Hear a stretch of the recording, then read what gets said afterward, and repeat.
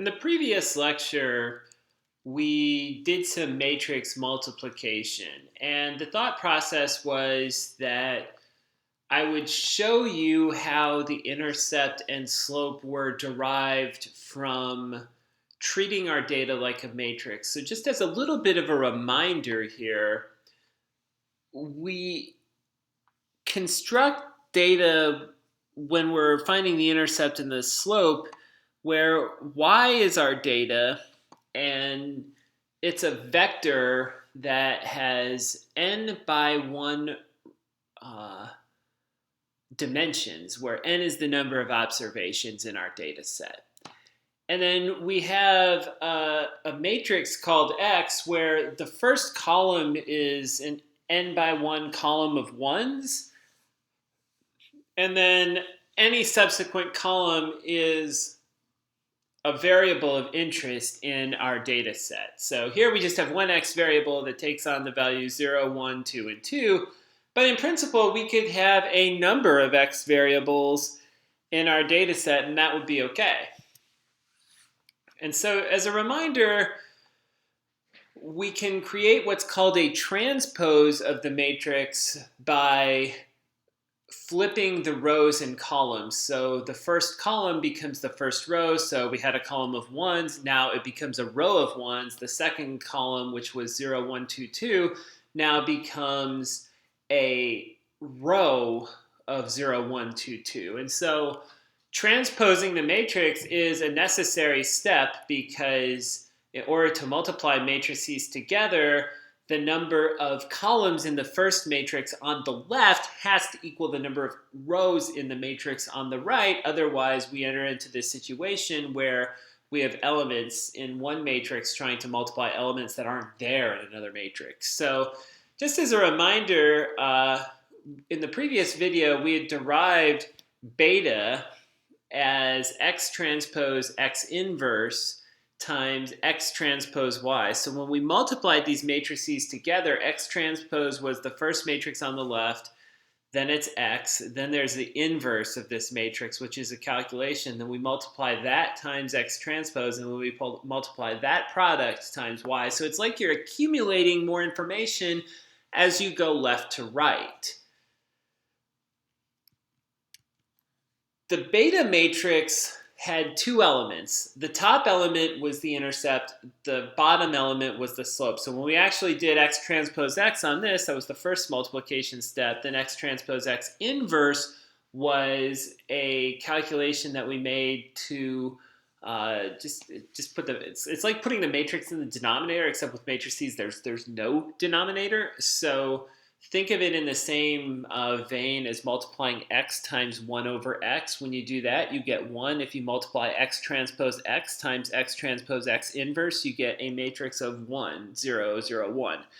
That's called an identity matrix. So X transpose X inverse, it serves the same form as putting the, if we go back to the formula for beta 1, it serves the same purpose as putting this variance in the denominator. That is kind of the purpose. And then in the top, we're calculating the covariance.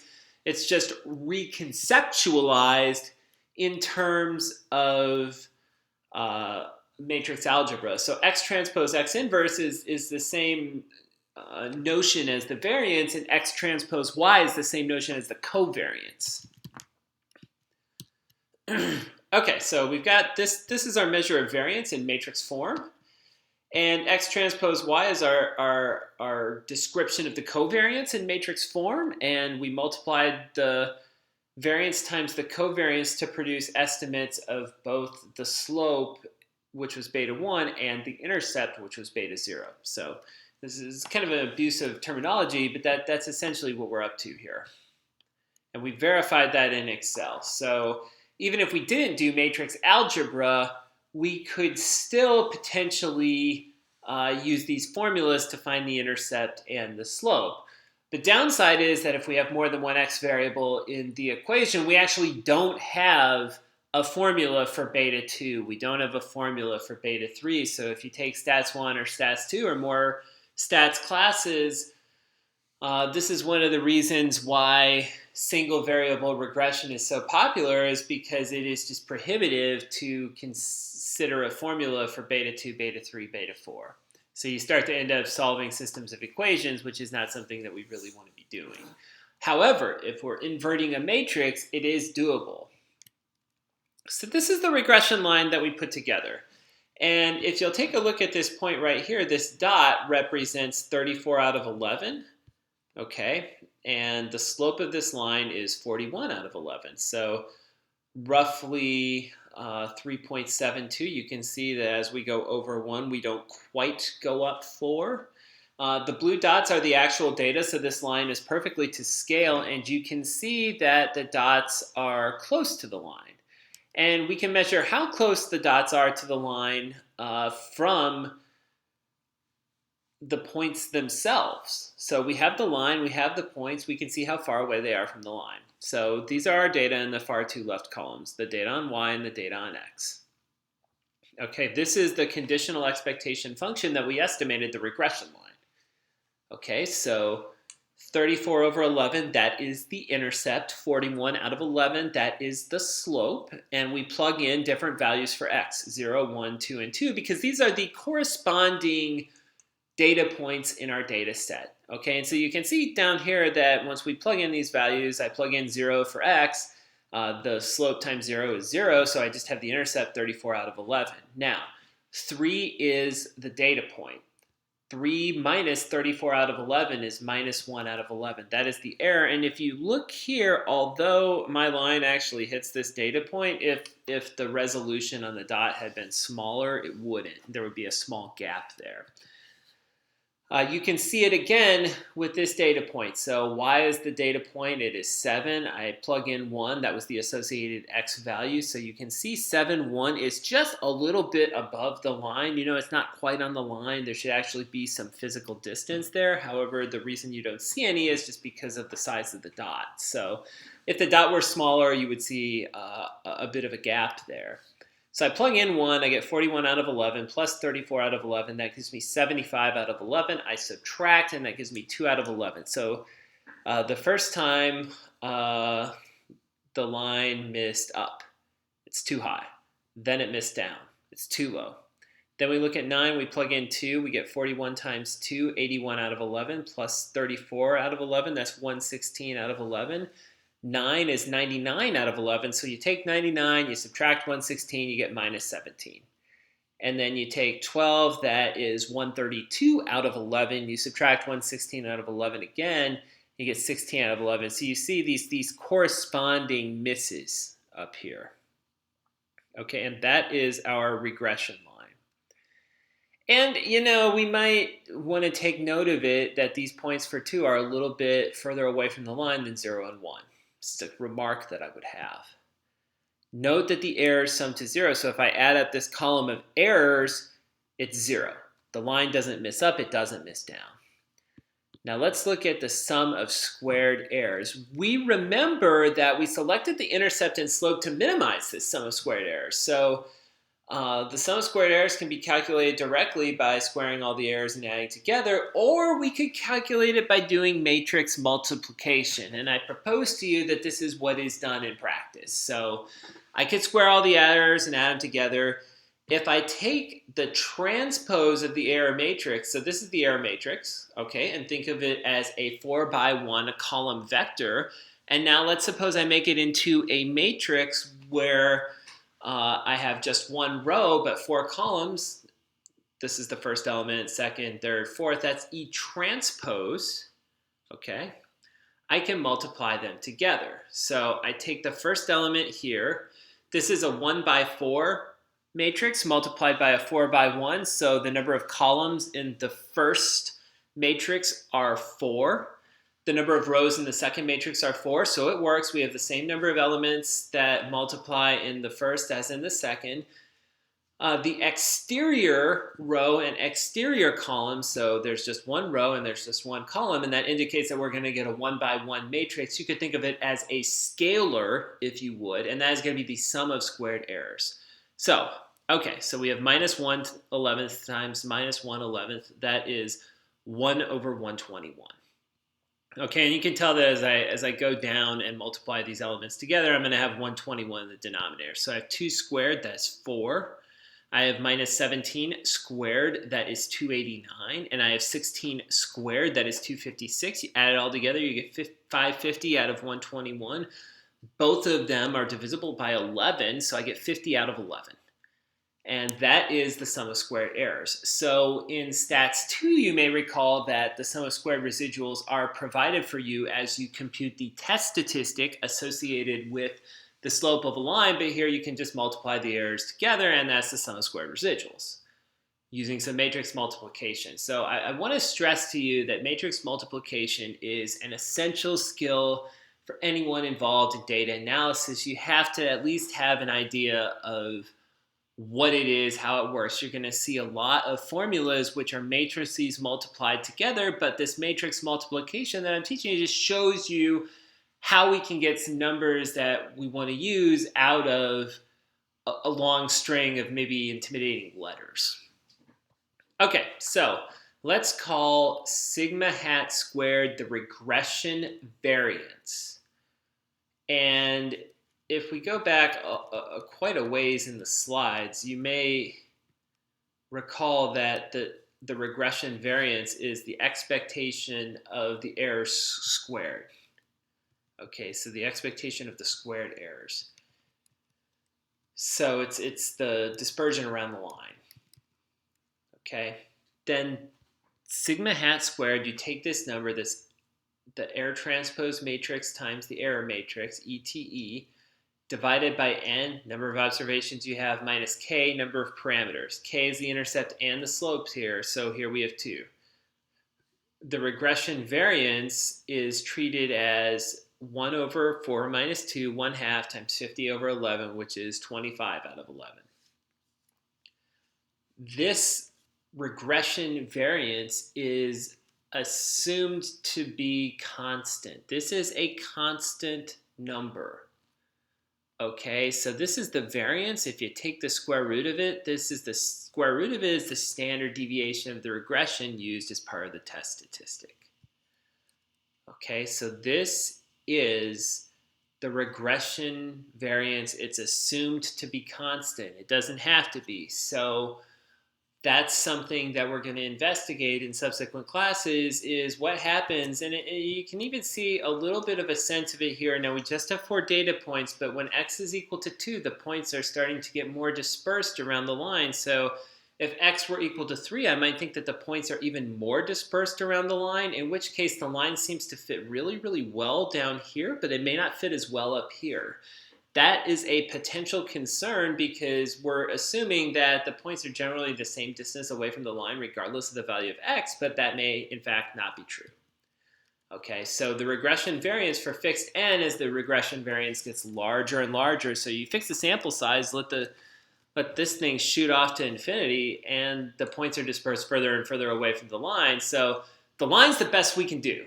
But qualitatively, it may not seem that the line fits all that well, or to be more technical, if we assume that beta 1 represents some type of relationship between x and y and that the slope is descriptive as the points get further and further away, we might not think that that notion is accurate anymore. So we can examine that particular insight with the hypothesis test. We can test to see whether the slope of the line is equal to 0. The null is that beta 1 is 0. The alternative is that it's not. Here's the test statistic. You take this slope that you estimated, minus 0, divided by the standard error of that slope. The standard error is the square root of the variance of beta 1 hat conditional on x. Okay, and so this is related to the regression variance, but it's not the entire thing. So in words, what we're doing is constructing an estimate of how much our slope could vary based on the observed dispersion of data around the line and how x is distributed. So we've observed the dispersion of the data around the line, that's the sigma hat squared, but we haven't said anything about x. So how do we calculate beta 1 hat standard error? Well, we're going to use 2 things. We're going to use the observed dispersion of data around the line. So that's sigma squared hat. sum of squared residuals divided by n minus k. And we're going to use x transpose x. So this tells us how x is dispersed. Now, when we multiply the regression variance times x transpose x inverse, we get a matrix of very useful objects. So we have the variance of the intercept conditional on x, but more importantly, we have the variance of the slope conditional on x. We also have the covariance of the intercept and the slope. The covariance of the intercept and the slope isn't all that interesting for the most part. We tend to not. But you might think the covariance of like beta 1 and beta 2 would be of interest. We might want to see how two x variables vary with each other, but the intercept is largely used to fit the line. So we pick the intercept to make the sum of squared residuals as small as possible. It's not often of interest. Now, you might think the covariance of like beta 1 and beta 2 are of interest because they could that number could provide some insight related to multicollinearity, something like that. We'll talk about that here in a little bit, but for right now, I want us to hone in on this bottom right element of the matrix, which is the variance of beta 1 hat conditional on x.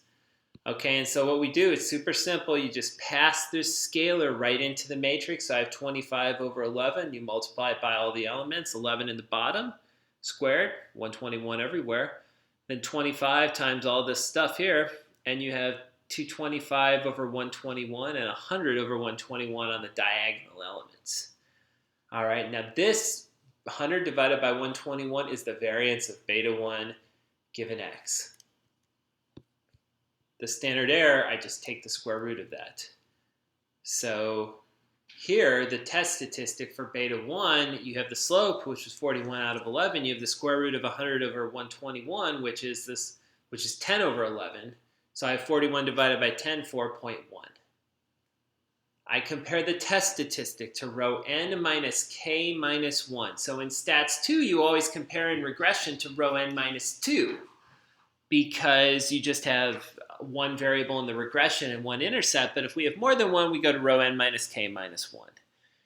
And we compare to two-sided values. We're testing the hypothesis that the slope of the line is equal to 0, that a 1-unit change in x doesn't do anything to y. Now, we could also test a hypothesis about the intercept. It's just like there's rarely any economic or statistical insight to be gained there because we don't think that the intercept is anything more than a free parameter to fit the line. So, if you're dead certain that when